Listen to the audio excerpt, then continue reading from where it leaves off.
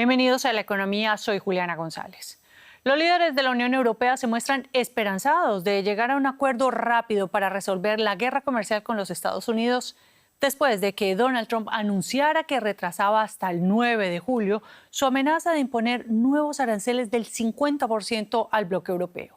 Trump dijo el domingo que suspendería el arancel previsto para el 1 de junio, que había anunciado 2 días antes, tras lo que calificó de una llamada muy amena con la presidenta de la Comisión Europea, Ursula von der Leyen. El sector empresarial europeo puede respirar aliviado, al menos por ahora. El presidente de Estados Unidos, Donald Trump, ha dado a Europa más tiempo para negociar un acuerdo comercial y evitar aranceles del 50% a sus exportaciones. La presidenta de la Comisión Europea, Ursula von der Leyen, es optimista sobre un posible acuerdo antes del 9 de julio, la nueva fecha límite. En su cuenta de X anunció que Europa quiere actuar con rapidez. Una falta de acuerdo sería devastador para ambas economías. Estados Unidos depende mucho de las importaciones de la Unión Europea. En 2022, Estados Unidos importó productos europeos por valor de 720 mil millones de dólares, más que de China, México, Canadá y Japón, otros de sus socios comerciales. Actualmente, las exportaciones de bienes y servicios de la Unión Europea a Estados Unidos están gravadas con un impuesto del 10%, mientras que el acero, el aluminio y los automóviles con un 25%. Donald Trump retira temporalmente su última amenaza arancelaria contra la Unión Europea. Y vamos a ver los detalles con mi colega José David Navarro, quien está en la Bolsa de Frankfurt. José, te saludo con mucho gusto. El anuncio a través de su plataforma Truth Social el pasado viernes fue una sorpresa. Trump en este mensaje amenazaba con un arancel del 50% a la Unión Europea. Y aunque, como decimos, finalmente aplazó esta amenaza, ¿qué expectativas hay, José, ahora para que se pueda lograr finalmente un acuerdo comercial?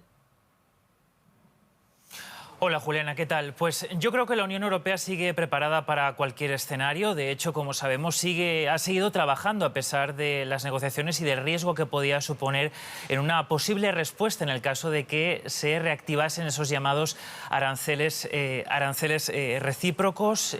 Hoy lo expresaba también el canciller alemán Friedrich Merz al decir que la Unión Europea tiene que estar preparada para cualquier escenario, incluso el escenario en el que esas negociaciones bilaterales fracasen, ¿no? Aquí en la Unión Europea es conocido el carácter impredecible de Donald Trump y también empiezan a conocer mejor esa estrategia que hemos visto muchas veces de amenazar con aranceles para después desescalar. En cualquier caso, desde la Comisión intentan quedarse con el lado positivo, hablan de un intercambio positivo entre von der Leyen y Donald Trump ayer, fruto del cual de esa llamada se logró más tiempo para la negociación y de hecho, Juliana, se han anunciado más encuentros bilaterales, una llamada hoy mismo entre representantes de ambas partes y un encuentro que está previsto a principios de junio en París. José, ahora bien, en ese tira y afloje se mantienen esas negociaciones hasta principios de julio, como se había pactado inicialmente. De lo contrario, se reactivan el 9 de julio estos aranceles. ¿Qué puntos se definen como los más importantes en estas negociaciones? Pues Juliana, se van definiendo cada vez más. El viernes en ese comunicado a través de su red social Truth Social, Donald Trump volvía a hablar de lo que él considera aranceles, barreras no arancelarias. Hablaba, por ejemplo, entre otros, del impuesto al valor añadido o el IVA o también al reglamento que hay aquí en la Unión Europea respecto a las empresas digitales. Ambas, Juliana, son líneas rojas para la Unión Europea, que sí ha hecho concesiones en otros ámbitos, por ejemplo, en ofrecer comprar más energía de Estados Unidos, en colaborar más en chips, por ejemplo, en minerales estratégicos o incluso, no podemos olvidarle, le ofreció a Estados Unidos una reducción total de los aranceles a los productos industriales. En cualquier caso, estas concesiones para Estados Unidos no son suficientes. Según hablaba Financial Times la semana pasada, lo que quiere Estados Unidos es una reducción unilateral por parte de la Unión Europea de muchos de sus aranceles. Vamos a ver qué pasa. De todas formas, Juliana, como les decía, en esos encuentros que están previstos próximamente en el corto plazo entre ambas partes para seguir negociando. Bueno, la guerra comercial vuelve sobre la mesa. Muchas gracias, José, por estos análisis y hasta la próxima. Los líderes de ASEAN, la Asociación de Naciones del Sudeste Asiático, celebran su cumbre anual en la capital de Malasia, en Kuala Lumpur. Es su primera reunión desde la introducción de los aranceles de Trump y que comenzaron a amenazar y causar preocupación en el comercio global. Se espera que el bloque responda de manera unitaria al proteccionismo estadounidense, aunque han prometido no tomar represalias contra Estados Unidos como sí lo hizo China. La tensión entre Washington y Pekín amenaza con afectar a la región del sudeste asiático.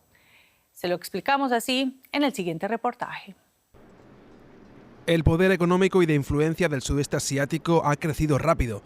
Siguiendo el ejemplo chino, los países de la región se han convertido en centros clave para la producción y tecnologías globales. Pero los aranceles impuestos por Donald Trump el pasado abril han sacudido la confianza de los países del sudeste asiático.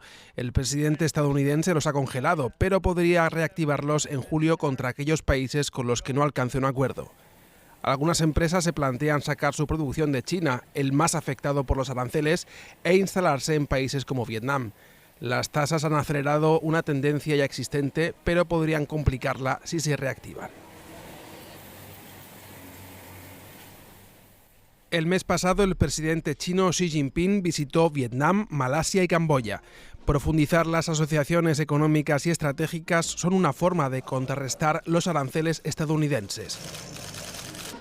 China se ofrece como un socio estable mientras Estados Unidos golpea con proteccionismo y se retira de instituciones multilaterales. Pero en el sudeste asiático también hay resentimiento y desconfianza ante el gigante asiático.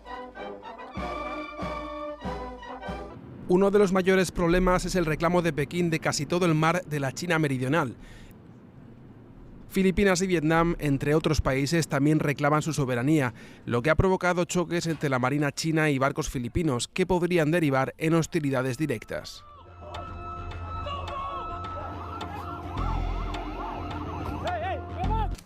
Pese a la creciente tensión, Pekín trata de atraer a los países de la región a su órbita a través de la profundización de las relaciones. La cuestión es si esos países podrán mantenerse al margen del conflicto comercial entre Washington y Pekín. Y cambiamos de tema. En Panamá continúan los bloqueos de calles en la localidad de Changuinola, en el oeste del país, tras un mes de protestas por parte del sindicato de la industria bananera. Las bananeras son las principales empleadoras de la provincia de Bocas de Toro, una de las más pobres del país. Allí la transnacional Chiquita despidió la semana pasada 4.800 trabajadores. La compañía aseguró que luego de 24 días de paro sufrió pérdidas de $75 millones y que hay lo que llamó daños irreversibles en la producción.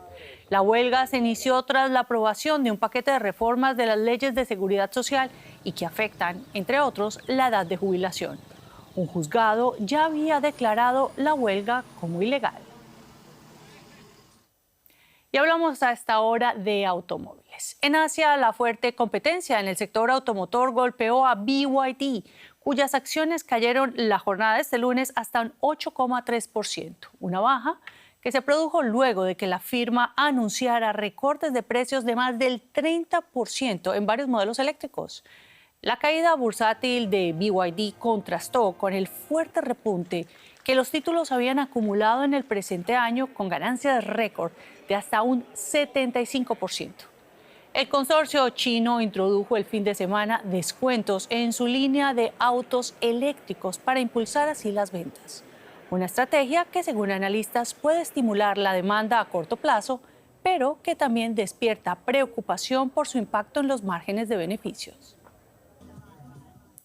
Y a propósito de automóviles, casi 10 años después de la revelación del escándalo conocido como Dieselgate, que involucra a Volkswagen en los Estados Unidos, este lunes fueron condenados 4 exdirectivos de esta compañía alemana a apenas de hasta 4 años y medio de prisión.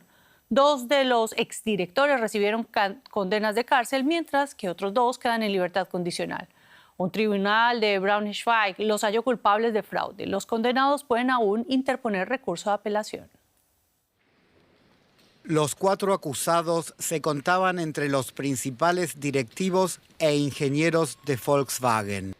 La pena más alta de 4 años y medio de cárcel recayó sobre el antiguo director de desarrollo de motores diésel. Las sentencias son solo un final provisional de un proceso de 3 años y medio y 150 testigos. Tan solo la lectura del veredicto duró 4 horas. Se tuvo especialmente en cuenta su posición en el consorcio, el costo del prejuicio imputable a los demandados y también la medida en que contribuyeron a esclarecer los hechos en el proceso. El tribunal concluyó que numerosos empleados de Volkswagen participaron en el fraude al estar integrados en una división del trabajo. En otras palabras, la trama delictiva era estructural. En septiembre de 2015 salió a la luz un encubrimiento que databa de varios años. Volkswagen instaló en millones de vehículos diésel un software especial que reducía los valores de emisiones en el banco de pruebas. Debido a la manipulación, los niveles de óxido de nitrógeno en las pruebas eran mucho más bajos que en condiciones normales. El escándalo ha costado a Volkswagen 33.000 millones de euros hasta ahora. Por un lado, ha perjudicado considerablemente la imagen de la industria automovilística alemana, sobre todo de Volkswagen, y también hizo que esta industria perdiera su credibilidad política durante varios años en Alemania. La sentencia de hoy no será la última del Dieselgate. Tan solo en el Tribunal de Brunswick se celebrarán otros 4 juicios contra ex empleados de Volkswagen. El proceso contra el principal acusado, el exdirector general de Volkswagen, Martin Winterkorn, ha sido aplazado debido a sus problemas de salud. Así llegamos al final de La Economía. A ustedes gracias por elegirnos y nos vemos en la siguiente emisión.